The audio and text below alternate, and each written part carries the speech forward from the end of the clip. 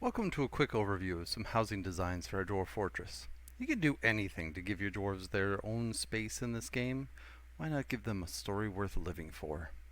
My name is Telenartho, and this is where we start to dig deep.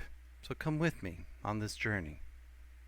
The city of Kolabes is built at the space over a waterfall that then splits into two rivers at the bottom. It isn't a beautiful structure, being made primarily of conglomerate blocks, but its location makes it an interesting construction nonetheless. Aside from the nobles' quarters at the top, most of the bedrooms are sparse and densely packed, and since there are over 100 dwarves and not enough place to put them, the main floor still is a dormitory even after several years of construction.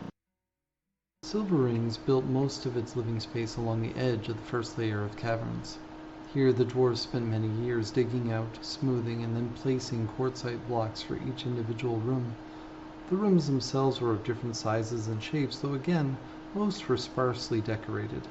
In some hallways they made use of the space with added statues to look upon.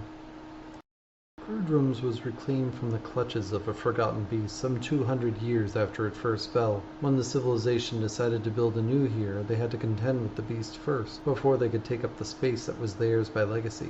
Once they did, they took pride and built with more varied materials, including diorite, quartzite, and green glass. They also built up local blocks, which helped them feel more at home after the horrors of the first years. No one stayed in the former housing of the original structure, and mostly walled it off, in case other denizens took up residence there.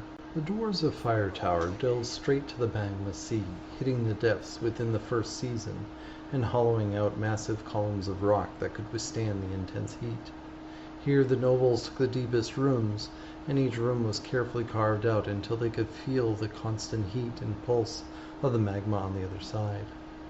While the nobles demanded finer materials of green glass, diorite, and quartzite, with an entryway of bauxite, most of the regular residents used quartzite as it pleased their senses, and also provided some extra safety against the heat on the other side. The village of Hatchet Cyclones is still in the midst of developing their housing, using rock salt for walkways, shale for their walls, and, surprisingly, tower cap wood for their flooring. These industrious dwarves have built their homes in the largest stalagmites of the first cavern layer, but have had to fight tooth and nail for every meter of space, as the caverns are home to a particularly rampant group of cave swallow people. Now that they have successfully sealed themselves in, they still have to periodically hunt for more of their coveted tower cap wood, as there is never enough of it for their ever-increasing population. Lastly, the metropolis of Everthrow had endeavors to tame the wilds of their lands by building in the hollowed-out confines of a mountain, beside a massive waterfall that fell well over 100 meters to the valley below.